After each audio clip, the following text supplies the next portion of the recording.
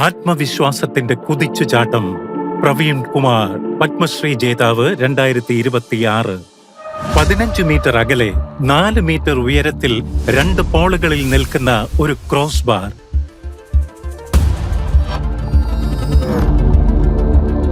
വർഷങ്ങളുടെ അധ്വാനം, ഒരു മിനിറ്റ് മാത്രം, ഒരേ ഒരു അവസരം മാത്രം.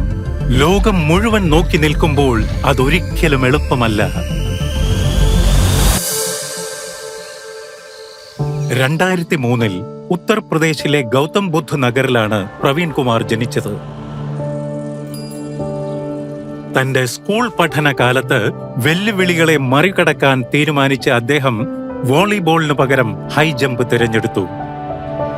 പരിക്കു പറ്റുമോ എന്ന ഭയത്താൽ അധ്യാപകൻ അദ്ദേഹത്തെ ആദ്യം ഹൈ ജമ്പ് പരീക്ഷിക്കാൻ അനുവദിച്ചില്ല. എന്നാൽ 8 ദിവസത്തോളം പ്രവീൺ അനുവാദത്തിനായി പരിശ്രമിച്ചു. അധ്യാപകന് ഒടുവിൽ സമ്മതിക്കേണ്ടി വന്നു. 10 മണിക്കുള്ള മത്സരത്തിനായി പ്രവീണിന്റെ പേര് 8 മണിക്ക് ചേർത്തു. കാലിനുള്ള പരിമിതി മൂലം ഞാൻ 2-3 അടിക്കപ്പുറം കടക്കില്ലെന്ന് എല്ലാവരും വിശ്വസിച്ചു. പ്രവീൺ സ്വർണം നേടാൻ മതിയായ ഉയരത്തിൽ ചാടി, അതും സാധാരണ വിഭാഗത്തിൽ. ഒരു ദിവസം മാർക്കറ്റിൽ വെച്ച് ഞങ്ങളെ കണ്ട് ഒരു സന്യാസി പറഞ്ഞു, പ്രവീണിന്റേത് രാശിയുള്ള കാലുകളാണ്, അവൻ ഭാരതത്തിന് അഭിമാനമാകും. എന്റെ മകൻ എന്നതിലുപരി അവൻ ഇന്ത്യയുടെ മകനാണ്, രാജ്യത്തിന് കീർത്തി നേടിയെടുക്കാനായി ജനിച്ചവൻ.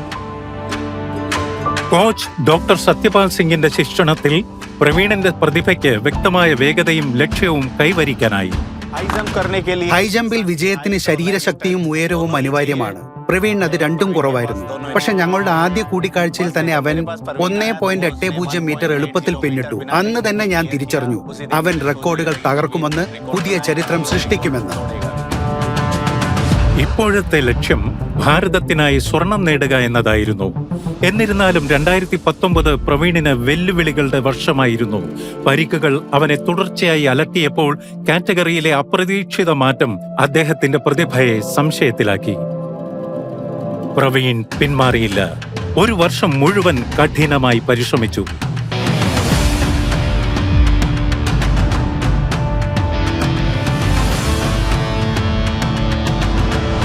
എന്റെ മനസ്സിൽ ഒരു കാര്യം മാത്രമേ ഉണ്ടായിരുന്നു, സ്വർണം നേടുന്ന രാജ്യത്തിന്റെ ദേശീയ ഗാനം മാത്രമേ അവിടെ മുഴങ്ങൂ എന്നത്.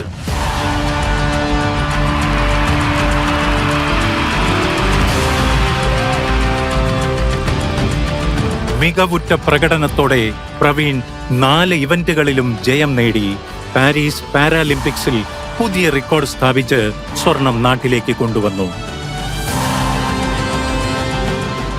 ഇന്ന് ഞാൻ പുതിയതായി എത്തുന്നവരോട് പറയാണ്, ഉറച്ച മനസ്സും കഠിനാധ്വാനവും ഉണ്ടെങ്കിൽ എന്തും സാധ്യമാണ്. ഞാൻ കളിക്കുന്നത് മെഡലുകൾക്കായല്ല, ഭാരതത്തിനായി കളിക്കാൻ ഇഷ്ടപ്പെടുന്നതിനാലാണ്. പ്രവീൺ കുമാർ, പത്മശ്രീ 2026. കോടി നമസ്കാരം.